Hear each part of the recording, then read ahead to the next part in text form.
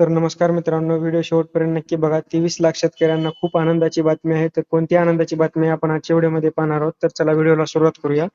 अन्न व नागरी पुरवठा व ग्राहक संरक्षण विभागातर्फे हा जी आर आलेला आहे. ज्या शेतकऱ्यांना पहिल्यापासून म्हणजे अगोदरपासून राशन भेटत नाही, त्यांना पैसे भेटतात, त्यांच्यासाठी ही महत्त्वाची बातमी आलेली आहे. त्यांना पैसे भेटणार आहेत. त्या संदर्भात हा जी आर आलेला आहे. निधी मंजूर झालेला आहे. तर पाहू शकता मित्रांनो, माहे जानेवारी 2023 पासून प्रतिमाह प्रति लाभार्थी ₹150 इतक्या रोख रकमेच्या थेट थेट हस्तांतरणाची योजना कार्यान्वित करण्यास मान्यता देण्यात आलेली आहे. विभागाच्या दिनांक 20 जून 2024 रोजीच्या परिपत्रकान्वये एपीएल केशरी शिधापत्रिकाधारक शेतकऱ्यांना थेट रोख रक्कम हस्तांतरण योजनेनुसार देय असलेल्या रकमेत प्रतिमाह प्रति लाभार्थी ₹170 अशी वाढ करण्यात आलेली आहे. तर बघा मित्रांनो, तुम्हाला जे पैसे अगोदर भेटत होते त्याच्यामध्ये ₹170 ची वाढ करण्यात आलेली आहे. तर तुम्ही पाहू शकता हा संपूर्ण जी आर आलेला आहे. अर्थसहाय्य या लेखा शीर्षकाखाली वित्तीय वर्ष 2025-26 करिता एकूण 90 कोटी इतके अनुदान मंजूर असून माहे डिसेंबर 2025 च्या हिवाळी अधिवेशनात रक्कम 100 कोटी इतकी पुरवणी मागणी मंजूर करण्यात आलेली आहे. तर बघा, 90 कोटीच्या ऐवजी 100 कोटी तुम्हाला अनुदान मंजूर झालेले आहे. तर तुम्ही पाहू शकता मित्रांनो, हा जी आर संपूर्ण आहे. तुम्हाला टेलिग्राम चॅनलवर पण भेटेल.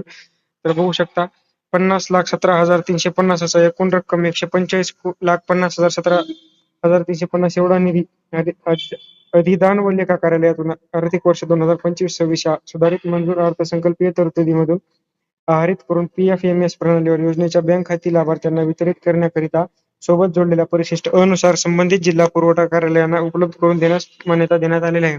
तर पाहू शकता तुम्हाला थेट डीबीटी मार्फत तुमच्या अकाउंटवर पैसे येणार आहेत मित्रांनो.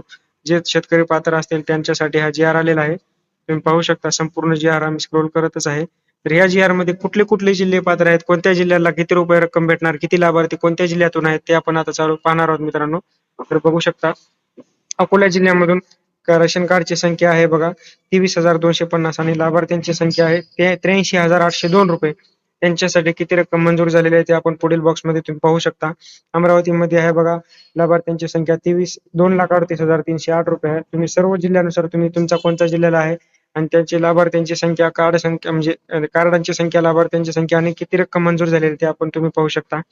बघा मित्रांनो, लातूर जिल्ह्याचे शेतकरी आहेत त्यांच्यासाठी बघा लाभार्थी तिथे किती आहेत, 1,69,816 लाभार्थी आहेत. त्यांच्यासाठी रक्कम पण तुम्ही किती मंजूर झालेली ते पण पाहू शकता.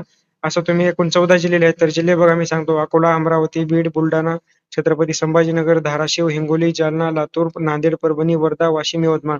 तर याच्यामध्ये बघा मराठवाडा व विदर्भातील अमरावती भाग हा या भागातील शेतकरी आहेत, त्यांच्यासाठी रक्कम भेटणार आहे. तुम्हाला बघा इथं दिलेलं आहे आणखीन सबब लेखा अधिकारी, वित्तीय सल्लागार व उपसचिव कार्यालय यांनी अधिदान व लेखा कार्यालयाद्वारे देयक सादर करून रक्कम 145,50,000 145,50,17,350 रुपये इतकी रक्कम तुम्हाला भेटणार आहे मित्रांनो. भारतीय स्टेट बँक राशन कार्ड धारकांना हे पैसे येणार आहेत.